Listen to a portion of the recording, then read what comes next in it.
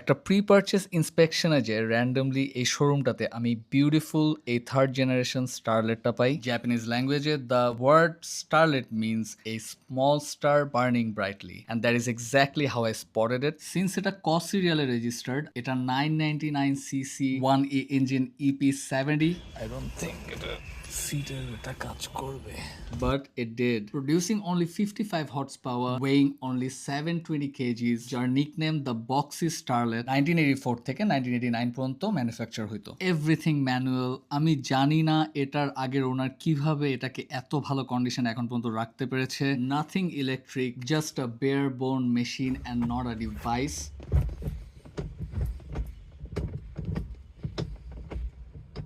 1999 এর পরে কিন্তু স্টারলেট ডিসকন্টিনিউড হয়ে যায় আর ভিটস আর ইয়ারিস চলে আসে টয়োটার লাইনআপে। এই পার্টিকুলার ইউনিটটার ইন্টেরিয়রটা এত ক্লিন, 80s যে আসলে টয়োটা কত পরিমাণে রিলায়েবল ছিল এই অ্যামেজিং পিসটা না দেখলে হয়তো বা আমি সেটা রিয়েলাইজ করতাম না। Mad respect for the original owner যে এই কন্ডিশনে এই গাড়িটাকে রেখেছে। ভিন্টেজ বা অ্যান্টিক পিসেস যারা কালেক্ট করতে পছন্দ করে তাদের জন্য এই পার্টিকুলার ইউনিটটা কিন্তু একটা অ্যাবসলিউট সুভিনিয়ার। এছাড়াও আপনি যদি একটা প্রজেক্ট হাতে নিতে চান, এটা নিয়ে আপনি 1.3 2E টার্বো হাই পারফরমেন্স ভার্সনে এটাকে কনভার্ট করতে পারবেন।